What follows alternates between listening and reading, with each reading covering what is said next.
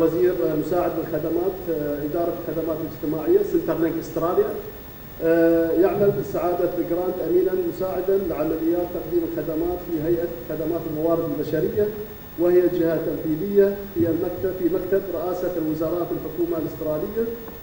يتولى سعادته مسؤولية ضمان فاعلية العمليات الجارية لأكثر من 400 فرع و26 مركز اتصال وجميع فرق المعالجة على مستوى الحكومة الأسترالية. فرحبوا ساعدونا نرحب به مع بعض. ثانيا أحب أرحب بالسيد جاي جوردن. السيد جاي جوردن المدير التنفيذي لمعهد الخدمات المرتكزة على المواطنين كندا. يشغل السيد جاي جوردن منصب المدير التنفيذي للمعهد، وكان للسيد جوردن دور أساسي في تصميم وتنفيذ أبرز المبادرات التي شهدتها مدينة مانيتوبا استراليا الكندية لتحسين مستوى تقديم الخدمات المؤسسية، ومنها مانيتوبا في خدمتك والخدمات الإلكترونية للشركات والنافذة الواحدة للشركات، إضافة إلى خدمات إلكترونية للمواطنين عبر الإنترنت. فساعدونا نرحب به. ثالثا باكم راح تساعدونا في ترحيب السيد جيرارد لولس الرئيس التنفيذي لمجموعة جميرة الإمارات العربية المتحدة. يشغل السيد جيرارد منصب الرئيس والرئيس التنفيذي في مجموعة جميرة، حيث واصل قيادة عمليات النمو الطموحة للمجموعة لتصبح أحد أبرز العلامات التجارية الفاخرة للضيافة في العالم وأكثرها ابتكارا. فساعدنا نرحب به معاكم. واخيرا نرحب بالسيده سليمه غوراني. السيده سليمه غوراني هي الرئيس التنفيذي لشركه سليمه غوراني، وهي متحدثه رئيسيه في العديد من المحافل الدوليه ومؤلفه وعضو مجلس اداره في العديد من الهيئات والجهات، وهي متخصصه في مجال القياده والسلوكيات. فساعدوا نرحب مره ثانيه عشان نبدا الحوار. اليوم يمكن موضوع الخدمات الحكوميه يعتبر جوهر لحديثنا اليوم، فأنا يمكن أحب أبدأ الحوار مع سعادة جراند. ما هو تعريف الخدمات الحكومية؟ Well, good morning, everybody, and thank you for this wonderful opportunity to be on this panel with so many esteemed colleagues. I'm looking forward to this morning's panel. In terms of government services and citizen-centric service delivery is probably one of the hardest things, I think, to deliver on. We've all been delivering government services for many years. Customer service staff are used to providing services according to rules and regulations. How do you actually encourage them to go beyond the rules and regulations and provide great customer service? In the organisations I've worked in Australia, this has been always challenging and always gives us a lot of work to do. You can never get on top of this. You always have to improve, learn from other parts of the world, learn from the private sector to really create a innovative, customer-centred organisation. سيد جاي جوردن. سيد جراند talked about private sector. تكلمنا عن القطاع الخاص. فما هي وجهة نظرك من حيث الخدمات الحكومية وكيف تطويرها للمواطنين؟ نحن نتكلم عن القطاع الحكومي، فما هي العلاقة بين القطاع الخاص والقطاع الحكومي بما يتعلق بالخدمات وتوفيرها؟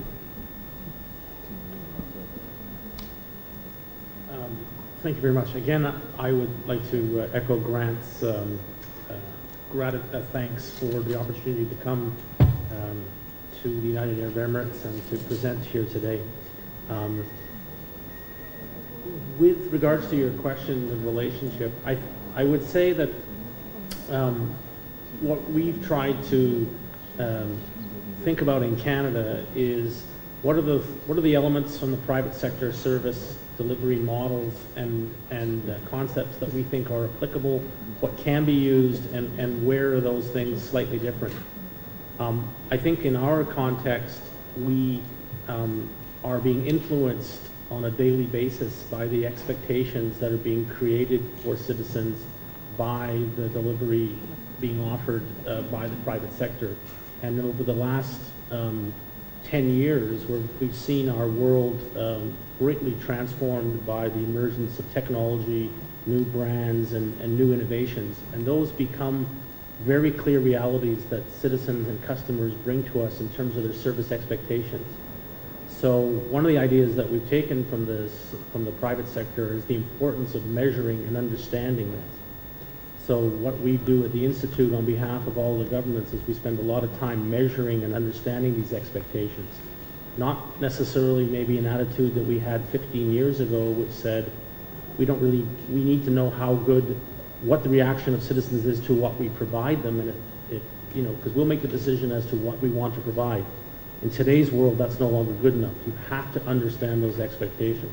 So that's one of the lessons that we take away. There's many great things you can learn from the private sector, but we always have to remember that what we do in the provision of public services is slightly different. We have broader responsibilities, and we have the reality of having to provide services to all citizens, to all consumers, to all residents, to all visitors. We don't get the opportunity to discriminate and differentiate, but you would be foolish not to be paying very close attention to the trends and lessons learned from the private sector. سيد جرار، نعرف أن في صناعة الفنادق يمكن أهم شيء هو الكاستمر سيرفيس، وأهم شيء هو التجربة اللي يظهر بها أو التجربة اللي يمر بها العميل، مثل المطعم if you eat in a good restaurant ترجع له مرة ثانية. ففي صناعة الفنادق هذا نفس المبدأ. فما هو مفهومكم في مفهومكم بما يتعلق بتقديم الخدمات بشكل عام، وخاصة في صناعة الفنادق والقطاع الخاص بشكل خاص يعني؟ Well, I think within the hotel business, actually, we're the same as the public service. We are serving the public, and we're looking after people. And we talk a lot within Jumeirah that really this is a people-to-people business. So we must understand, and it's very important that we establish a culture of actually enjoying service, that it's an honour to serve, and it's a great thing to be able to help other human beings by giving them something that they want. This to us is what service is all about. And right from the beginning within Jumeirah, we decided that with all of the employees, colleagues as we call them here in Dubai, and we have upwards of almost 11,000 colleagues working for us in Dubai alone, we said that we would have to establish a very simple, straightforward platform in order that we get this culture of service across to everybody. And we have what we call our hallmarks. And every single employee, from myself down, everybody must practice these hallmarks in everything they do within their business, both in the interaction with the colleagues themselves and interaction with our guests, with our customers. And they're very simple, three hallmarks that we have never changed right from the beginning. One is that we would always smile and we would greet the guest before the guest greets us. And we really try to get across to this that don't be afraid, don't be shy to talk to people, and be confident. And if somebody ignores you, fine, just go on to the next guest. That's the privilege of the guest, of the customer, not to react if they don't want to. The second hallmark is really important for us, and I think actually plays very well to the Arabic culture. You know, in the West, when somebody asks us something, and if we think the answer is no, we just say, no, I can't do it, because we think that's being honest. Whereas particularly in the Arabic culture, we're a lot more polite and a little bit more considerate to think, well, why is the guest asking me that? So what we say is that our second hallmark, that as a first response to a guest's request, we will never say no.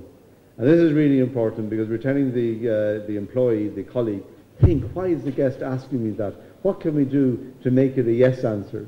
And we're then saying that if you can't give a yes answer, get assistance from a colleague or from a supervisor, because then you are demonstrating to the customer, to the guest, that you really are trying to understand why they're asking for this. And then our third hallmark, which we try to apply across the company, we now have 140 different nationalities working for us in Jumeirah. And what we are saying is that as our final hallmark, we will treat each other with respect and with integrity. And every time we have orientation for Jumeirah, I actually bring the top team, the senior management of Jumeirah, to all of the new colleagues. They introduce themselves, then I talk to them about the hallmarks. And we promise as management, we will lead by example. And we will do everything that we say in the hallmarks. We will greet our colleagues before they greet us. We will greet our guests. And we will lead by example by treating them with respect and with integrity. So that's really what we base our foundation of our culture to get this service across. And I think that's exactly the same in any business, whether it's government service, whether it's private sector, there is no difference. سيدة سلمى، يمكن السؤال بالنسبة لك ما هي العوامل اللي تؤثر على تقديم الخدمات؟ السيد تكلم عن الكلتشر من ناحية الابتسامة، الكونسستنسي، تكلم عن الأمور هاي، فما هي وجهة نظرك في الموضوع هذا من حيث العوامل اللي تؤثر على خلق الثقافة الخدمية في الجهاز الحكومي؟ First of all, we must understand that only 1/4 of all companies in the world actually have a service strategy. So service is very individual and everyone perceives service in a different way. So you first of all have to deliver a service strategy just the way you have strategies for everything else. That's one thing. The other thing is that you also need to understand that service is about feelings. 80% of the way we perceive service is about feelings. So you need to get employees on board that have a high emotional intelligence. Actually, we can see that people with a very high IQ, I don't know if any of you have a low IQ, and if you don't know, we'll better find out. It's actually a good thing to have a lower IQ, because that's something that you're born with, right? So the higher IQ people have, the lower emotional intelligence they have. And the emotional intelligence drives the ability to give a good service because it's among humans. And we must remember, by the way, that it's a mindset. Service is about mindsetting. It's about whether you like your customers or not. And I don't like the word citizens. I don't like the word customers. I would rather transform these words into another word, namely fans. If you can create fans, then you become loyal, then you trust, then you can do more for less. I'm from Denmark. We have the most generous welfare system in the world. Everything is for free. Everything is for free. We pay high taxes. We have that problem that 80% of the workforce need to go to work in order to finance that welfare. That's a problem in the future because we're lack of people. So we need people to get involved, right? So a way to get involvement is to create warm, long-lasting relationships with your citizens. So you need to discuss the mindset of service. And one more thing, there's not one size fits all here.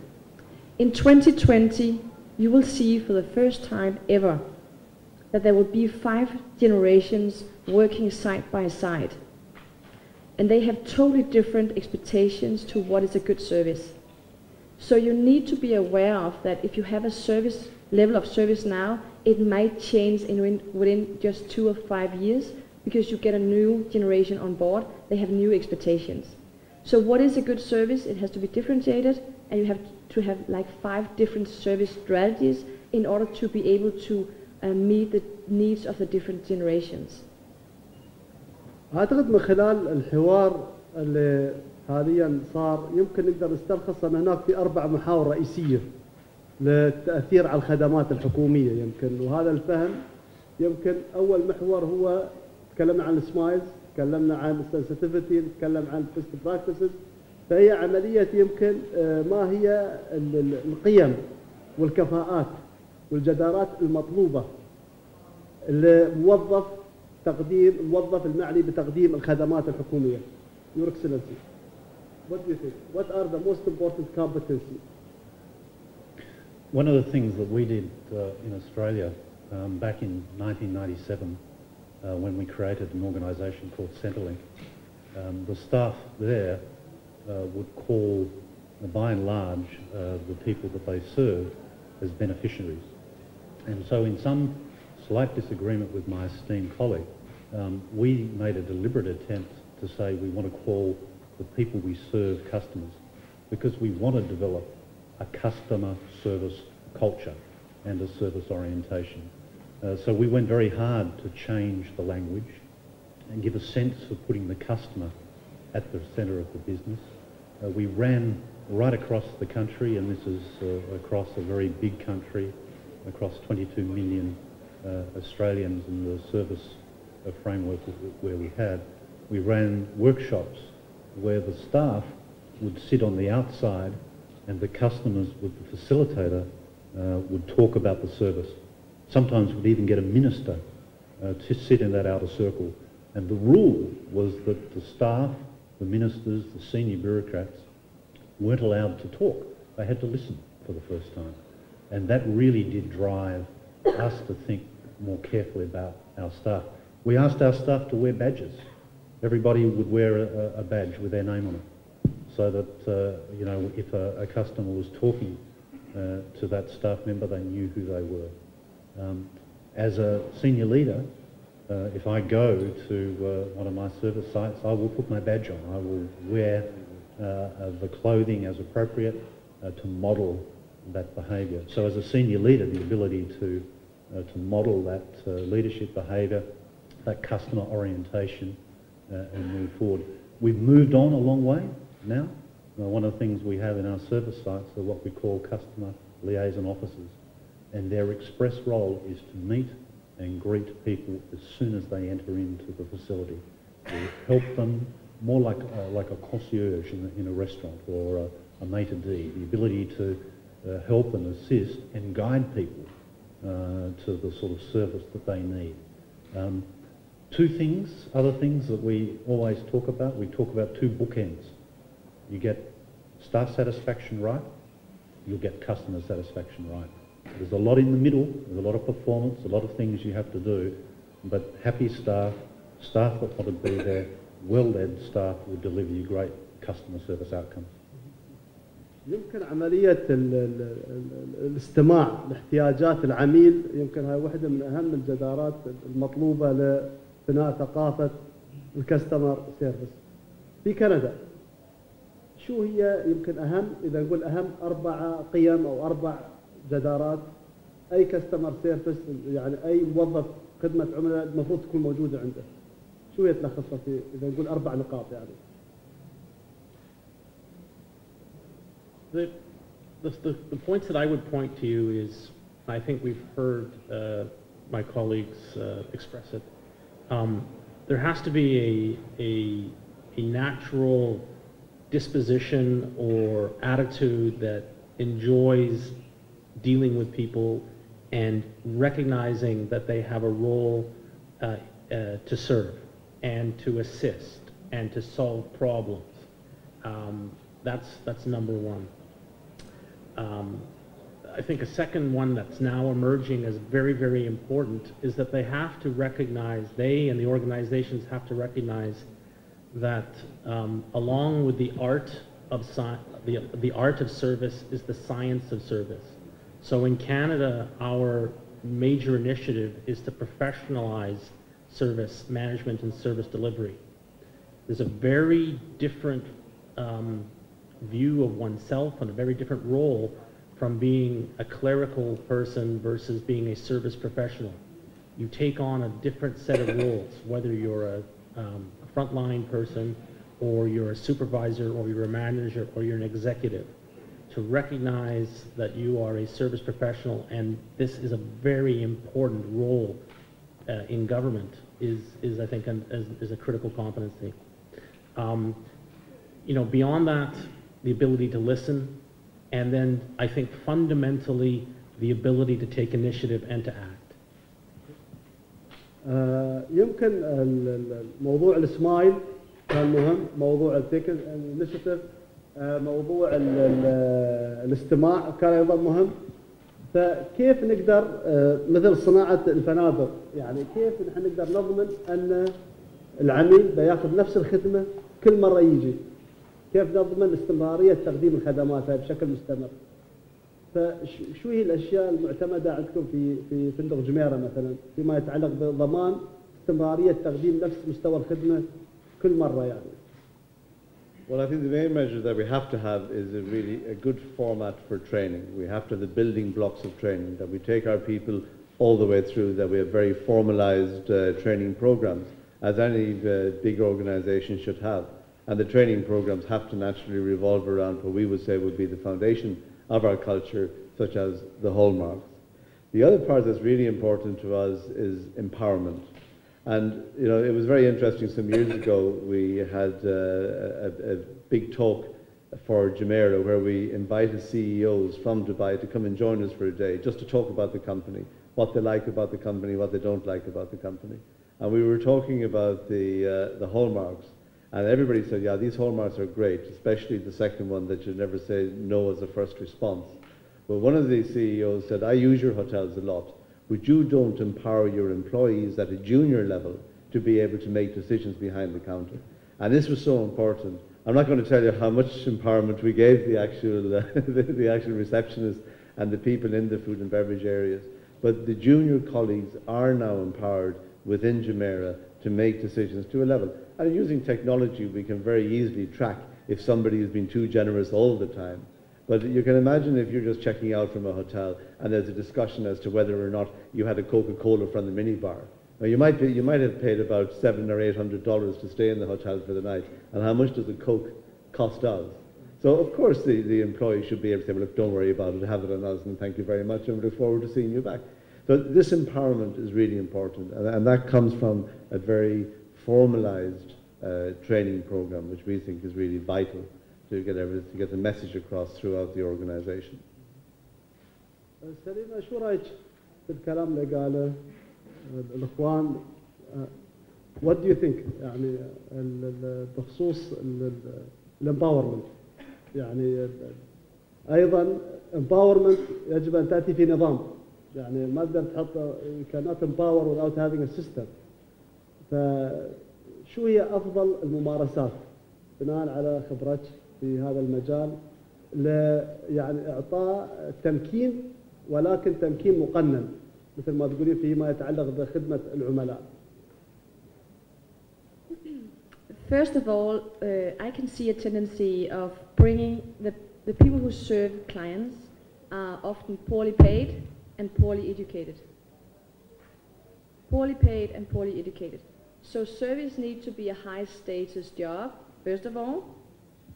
And I do agree upon that the smile is important, but actually it's not about the smile. We tend to focus on the smile, but it's not the most important. The most important thing is the eye contact, it's the shining eyes, passionate, strong eyes, because the human nature is built in such a way that if we can see their eyes, we can see their passion, we trust people.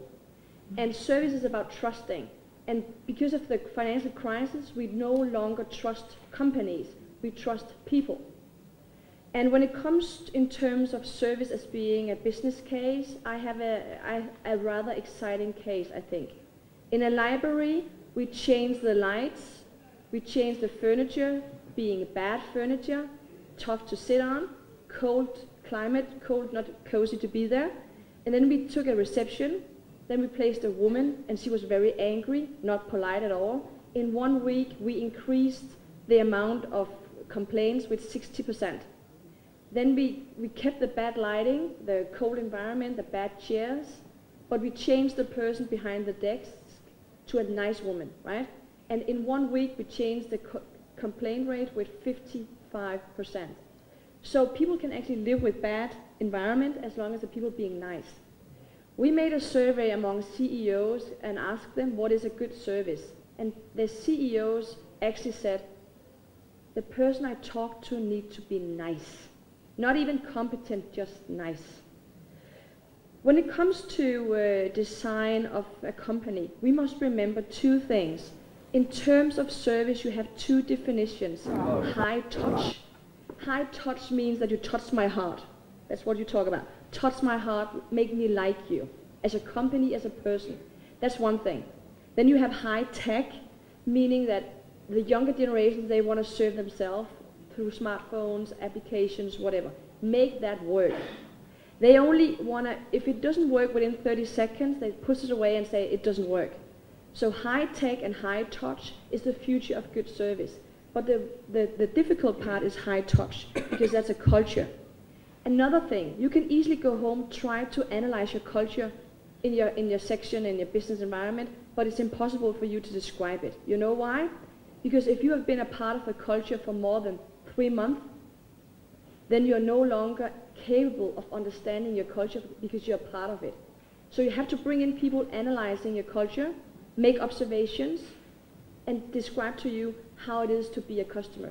So mystery service shopping, really great, really important. And measure people, empower people. I have a saying, if you find something on your floor, pick it up. Don't wait for someone else to do it. That's a really good way to start. يمكن عملية وجود القيم والجدارات من ضمنها الاستماع، النظر، الفيلينجز، التاتش، being nice, having a smile، تمكين، هذه كلها اعتقد بتكون مثل ما قالوا اخواننا اليوم المتحدثين اشياء مهمة يجب ان ناخذها في عين الاعتبار. ولكن وجود هذه كلها بعدم يعني هاي تعتبر لبنة اساسية، ولكن يجب علينا أن ندعمها بأنظمة، ندعمها بسياسات، ندعمها بإجراءات اللي من خلالها نقدر نضمن استمرارية الثقافة هذه، وأيضا نضمن أن في بناء يعني تكون في ثقافة مبنية متى ما وجدت الأنظمة.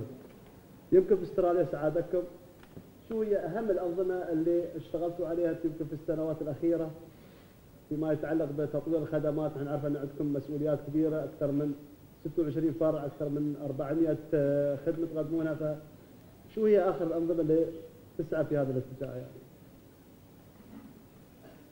This is a constantly challenging topic for us. So across Australia, I have 20,000 staff who every day do work on the telephone with customers face to face, process claims, work helping people with self-service on the internet, mobile applications and self-service on the telephone.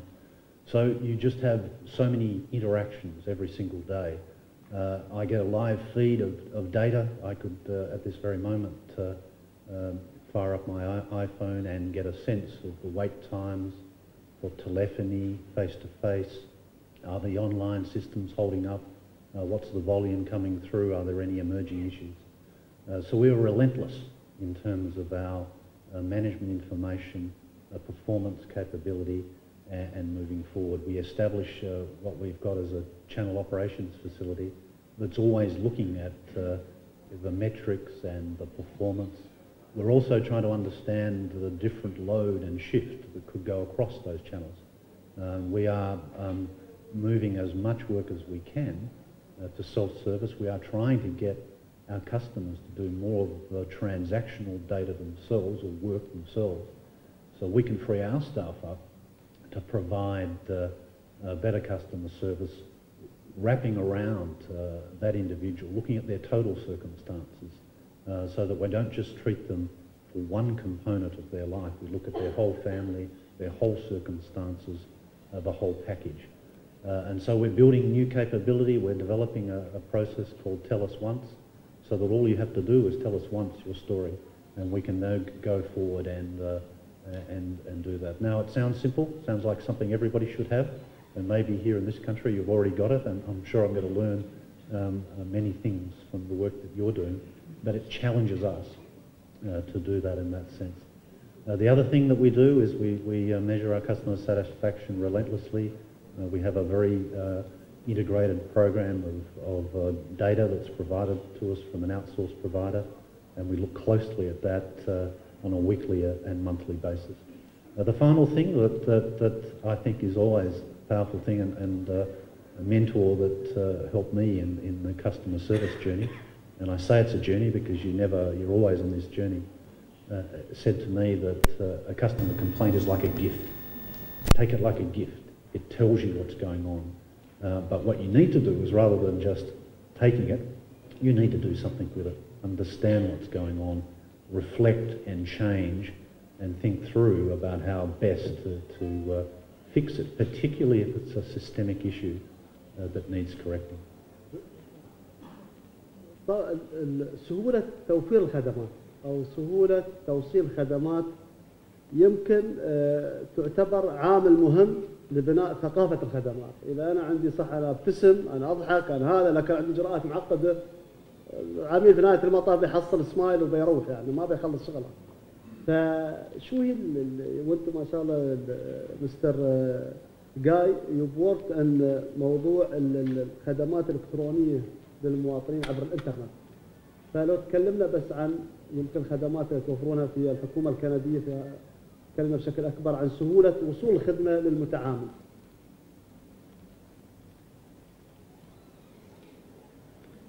Well, the good news is that it's getting better and that we've made progress. The bad news is that, as I said earlier, it's becoming easier. The technology is creating new demands all the time. But we have been tracking for the last 14 years what we call the 5 drivers of citizen satisfaction. And these are sort of our most important things. So, you know, what makes a citizen satisfied with a service? Number 1 is timeliness. Number 2 is the personal connection, right? So that soft touch and high touch.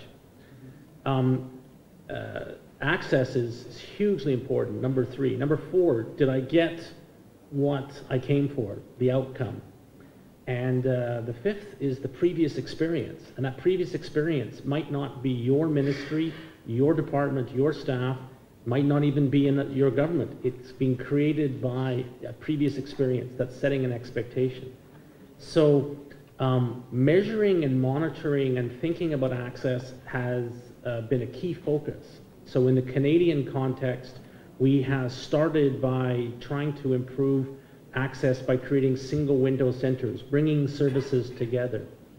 The challenge now, of course, is that people are looking for a much more intelligent, more highly integrated level of service that begins to recognize their needs. It starts to build on the expectations, particularly of people of the Y generation, that says, wait a minute, I know you think government is complicated, but relative to other things that we know how to manage, it's not for most of us. It's a matter of the governments, the bureaucracies, the leadership understanding that it's time to think about managing complexity on their behalf.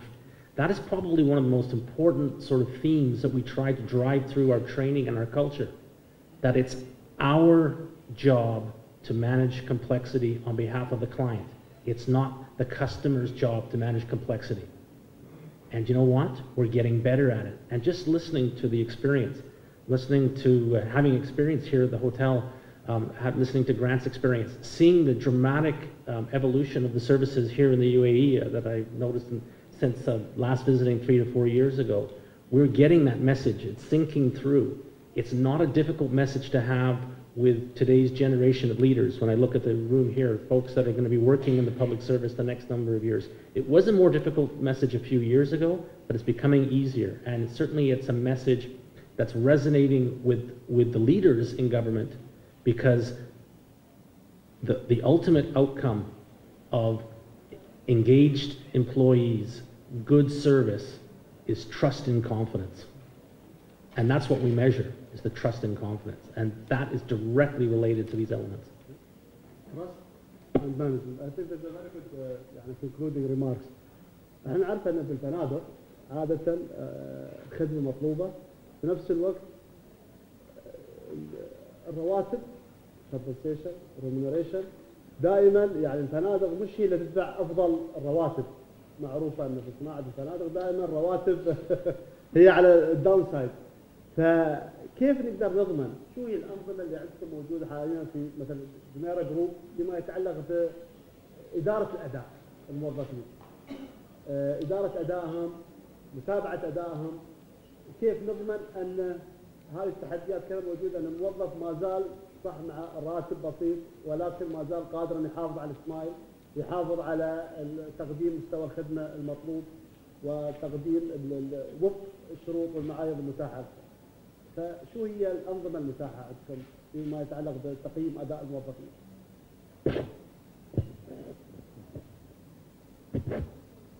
Well, first, Mr. Nasser, give us a break. We actually pay our staff quite well, and they're very well looked after.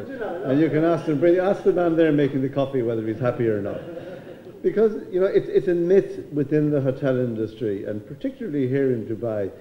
We look, first of all, none of us, thank God, none of us pay tax, right, which is a great start. So your gross salary is your net salary. We look after our colleagues 24/7. Each one of them is housed. They get their 3-4 meals a day, whatever they want to eat. They have their internet cafe. We believe, and you said it earlier, Guy, you know, happy staff makes happy customers, makes more money. We fully realise that if we were in a low pay, if we were exploiting people and we weren't paying them adequately, we wouldn't have business. They would be talking to our customers. The boatman who takes people around on the Abra, he would say, oh, this company, they don't pay me enough and it's very bad. They don't say that because they are well looked after. We give them a share in the service charge as well as getting their pay. So it is a myth. We have worked very hard within Jumeirah. I'm sorry to go on a little bit about that, but we have worked very hard within Jumeirah as well, and we're one of the best companies in the hospitality business here in this city and in this country in terms of employing Emiratis, get Emiratis into the workforce, because we recognise the importance of doing that, to get people to overcome the cultural barriers to working within the hospitality industry, to appreciate that. And British Airways used to use the logo once, proud to serve. And we are proud to serve, and we make our colleagues very proud to serve. And really, you know, from the way we look after them, we bus them to and from work, we bus them to their church when they go to church, to the mosque when they go to the mosque, and we really do try to look after them. And we track our salaries, and we are competitive within industries.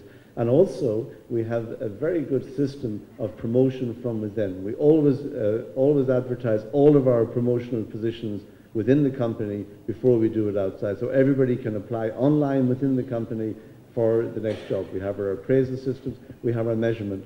And one very important piece of measurement that we use, yes, we use the mystery guest to see what our customers are saying, but we also have an independent outside anonymous survey, which we call it our colleague opinion survey. And actually our senior management in their incentive programs, part of the weighting of their incentive is customer satisfaction, but it's also colleague satisfaction. And we score very highly in Jumeirah on that because we believe extremely that we have to do this. But since we're concluding, one thing I would like to say as well is that, you know, within Dubai, for example, within the United Arab Emirates, we have 120, 130, 140 different nationalities. And we all have to touch off the various services that come here, starting from immigration, coming into the airport, going to the post office. And one does find that it's difficult for people to really appreciate the cultural nuances and the cultural differences that do exist. And that's why we have always said that the hallmarks transcend all of the cultural barriers that are put there for people to leaving opportunities for misunderstanding. And that's why we say smile, and you're right, but the whole thing of smile and greet the guest is that it's our obligation to connect with the guest. And it's this connection that I think you also talked about, Salima, which is so important to all of us. But guys, anybody out there who wants to work in the hotel industry, who is an Emirati or a non-Emirati, we do not pay low wages relative to other industries. We are very competitive and we are very fair and we care very much about our colleagues. أنا كنت أحاول مقارنة بالحكومة compared to government. Compared to government, that was the point. يعني. Well, actually, thank you for that, Nasser. Compared to government, you know, for Emiratis, because most of the government employment is for Emiratis, and we hope that Emiratis more and more will say, wow, there are some really good opportunities within our own native companies, and Jumeirah is a local company, and of course we should be the leader in terms of Emirati employment.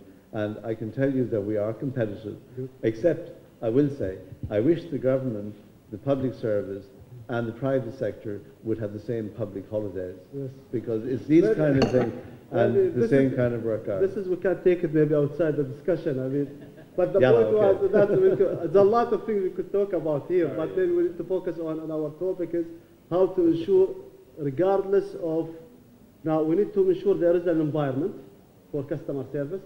We need to ensure there is a system that's supporting building and sustaining customer service. فيمكن سليمة في وجهة نظر جدي. شو هي إذا تكلمنا مثلا احنا في الحكومة الاتحادية عندنا نظام إدارة الأداء، في عندنا يمكن في عندنا أيضا competency خاصة، جدارات خاصة بالتركيز على خدمة العملاء، على أساس أن يصير في مونيتورنج ويصير في عملية متابعة والأداء. ففي وجهة نظر شو أفضل الأنظمة اللي نقدر نعتمدها أو الحكومة تقدر تستفيد منها اللي من خلالها نقدر نعزز ثقافة بناء ثقافة الخدمة العملاء في الجهات الحكومية. يمكن we have only 3 minutes. I'll make it short.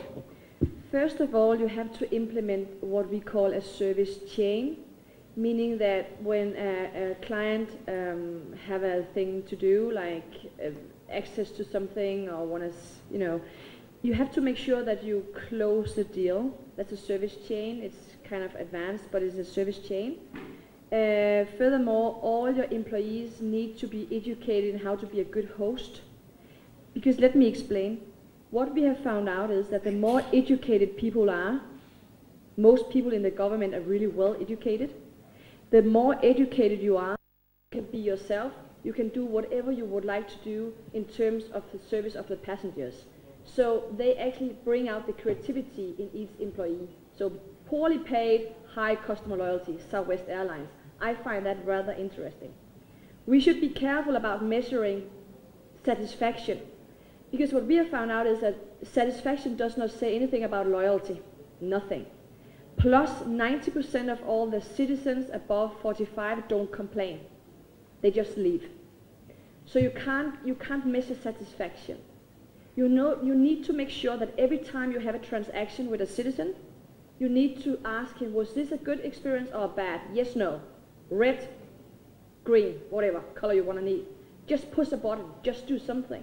Because that's all what you need to create a service environment, is to describe all the status of the service. So measure loyalty, not satisfaction, and it's all about education. That's what I would like to bring to the table, at least. يمكن الحين نترك المجال للحضور. يمكن في عندنا 10 دقائق نستغل الأسئلة والأجوبة. فإذا أي حد عنده أي سؤال أي شيء تفضل.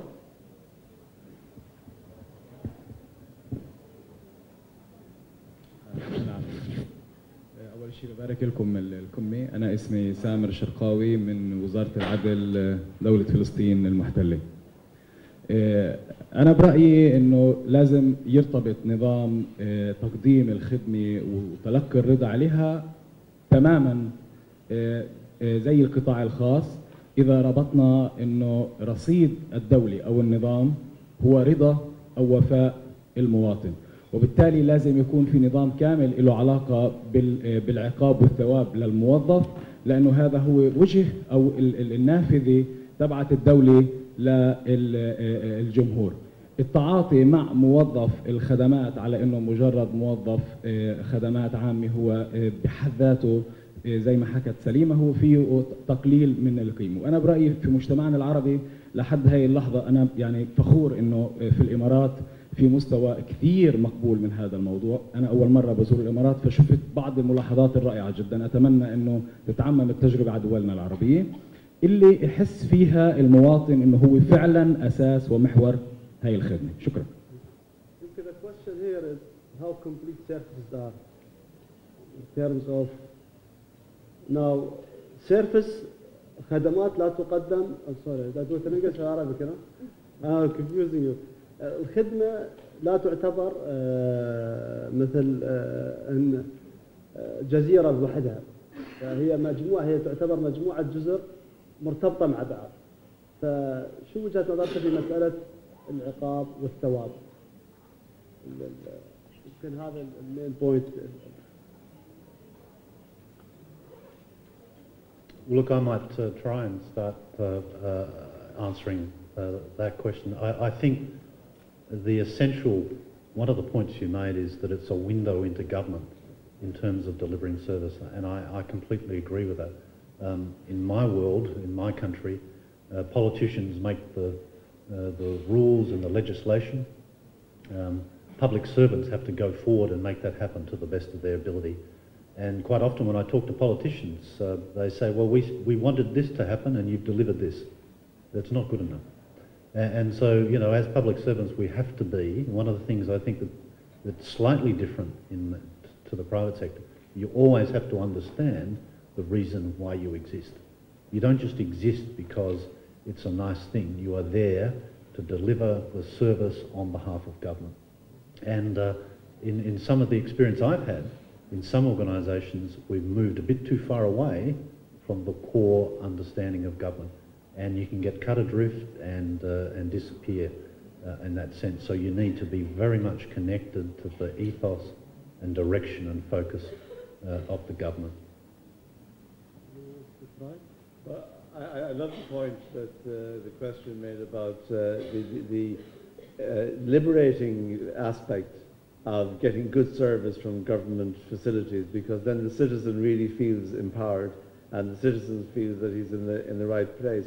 And His Highness Sheikh Mohammed has so much put that in place here in this country over the years that I've experienced over the last 22 years, this time that I've been here, is that I've always found the leadership saying, we are here to serve the country. Everybody knows that within the public service, they are there to help and to serve the customer, i.e. the citizens. So I think it's a great point. But you can see in lots of Arab countries around the region, that can improve. And it's not that the person behind the desk is the person with the power, it's the person asking for the service that should have the power. One last thing, remember to change the names of the departments that you have so that you actually bring in the word service. I mean, everything you do for a reason, I suppose. So change the names of things so that the employees don't misunderstand we are here for a reason. سؤال؟ Yeah, please. شكرا سيد ناصر الحاملي على هذه الورشة الممتازة بصراحة. My first question to Mr. Grant. I would like to, my name is Hadi. I'm from the Executive Council, Public Service Improvement in Dubai. My question to Mr. Grant is there is a model in Australia that has been established and it could be a benchmark with compared to other countries. And my second question to Mr. Guy. I know e-citizen in Canada is one of the models which is, broadly, known. And I would like to know if there is any challenge and what is the method of mitigation to the challenge that you have considered during developing the e-citizen in Canada. And my last question to Salima, what is the most effective factor that is retain the professionals of customer-centric employees? Thank you very much. Thank you very much for your question. In terms of a benchmark and the things that we're doing in Australia, we've created now 12 months ago a new Department of Human Services, so we have service in our title, and we now provide service to all Australians within that department. So we provide assistance for older Australians, young Australians, school leavers, unemployed, pensioners, medical services, pharmaceutical services. So that gives us an enormous scope to do not only very innovative work, but also groundbreaking work in trying to put the customer at the centre of the business and think of all the connections and opportunities. So our challenge for us is to, and I think Mr. Gordon indicated this, is how do you actually move beyond just simple customer satisfaction and get into customer delight, where really people say this is a great place to get service, all my needs are met, it's easy for me to connect, and this is a fantastic establishment. Now our customer satisfaction's improved considerably, but I suspect it's not at the heady heights that the hotel that we're staying in is at, and so we constantly strive to improve in that area. Maybe in 1 minute each. So if I understood the question, it was about the challenges for e-services in Canada? Wow, I've got 45 seconds left. I think the fundamental challenge is for us to recognize that, I know this goes a little bit against the grain of what we were saying, but we still underinvest in technology relative to how much we invest in people. But that's changing, and I think in the Canadian context, the biggest challenge has been thinking through how do we manage identity, privacy, and security.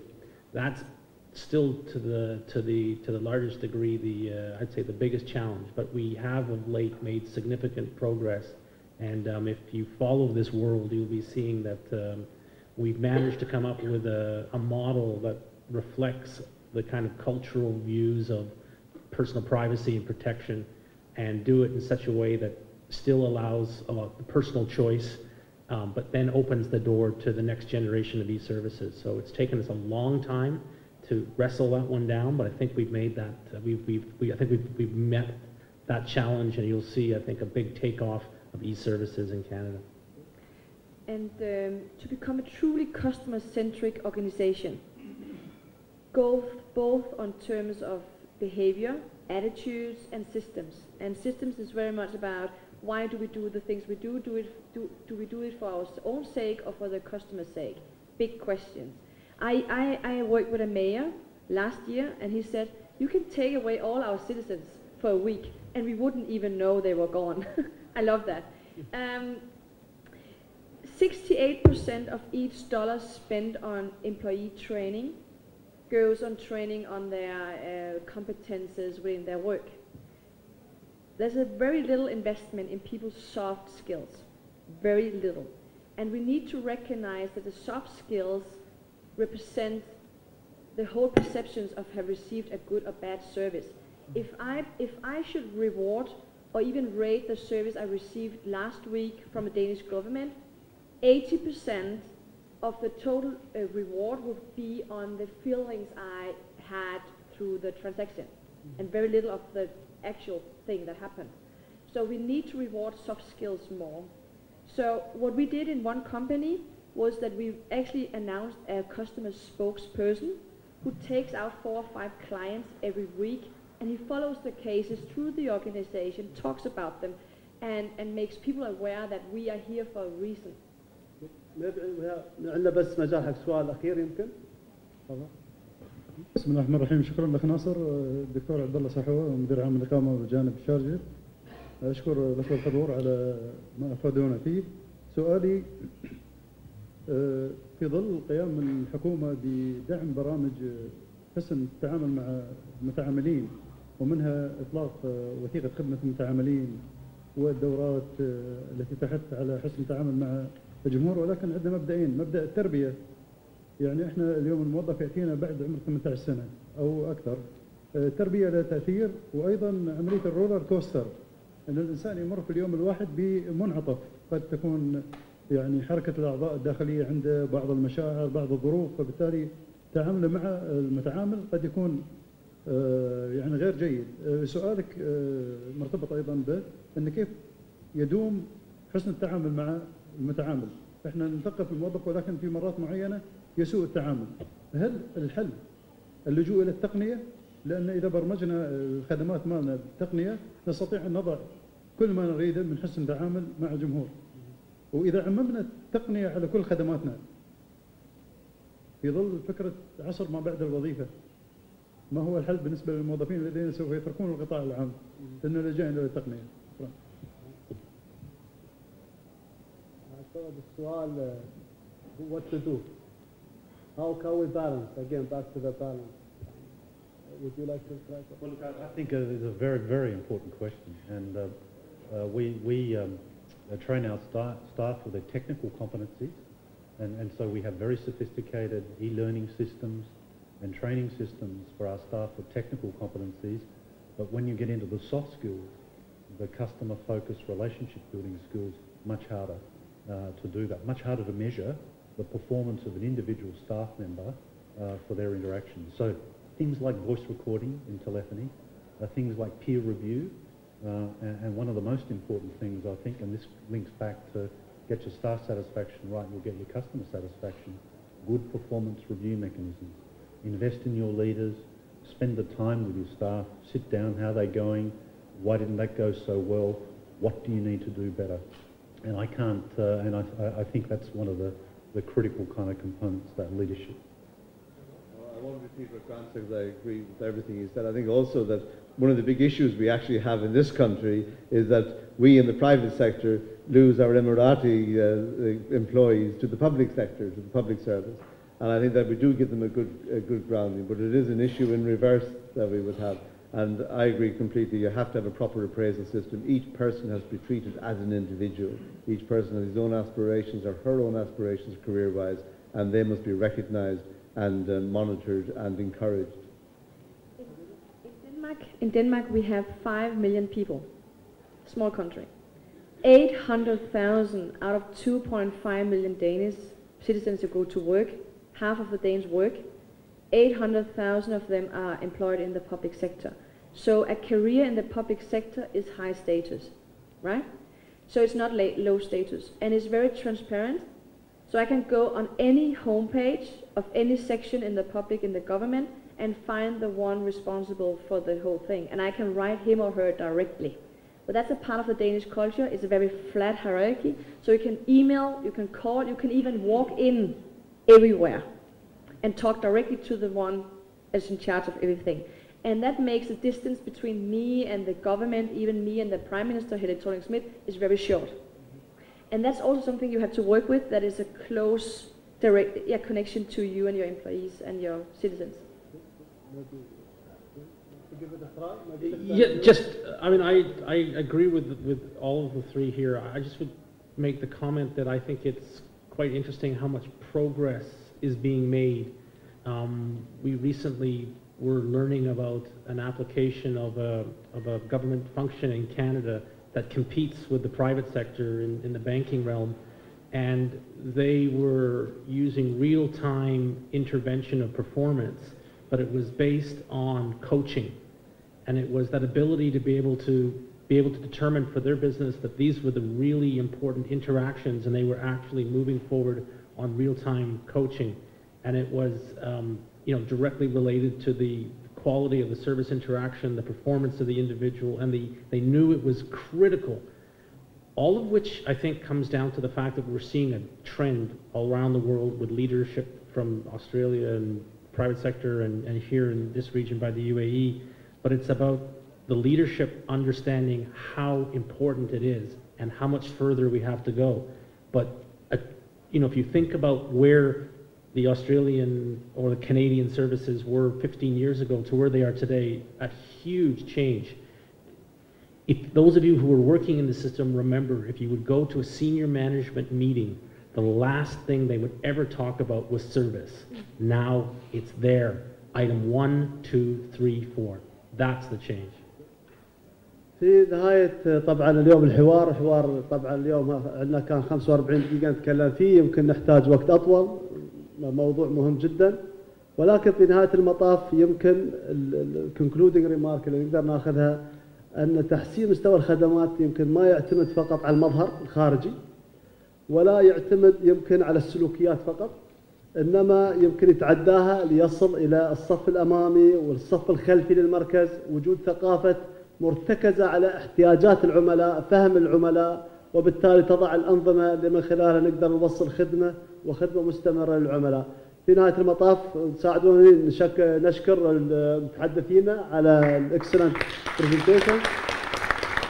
وفي عندنا تقييم حق السيشن، يمكن يا اخوان عن طريق النظام تقدروا تقيمون السيشن متى ما حصلتوا فرصة، ومشكورين عليه وما قصرتوا، ولحقوا مقاعد حق تاخذوا مقعد يعني. Very important to move fast. Thank you.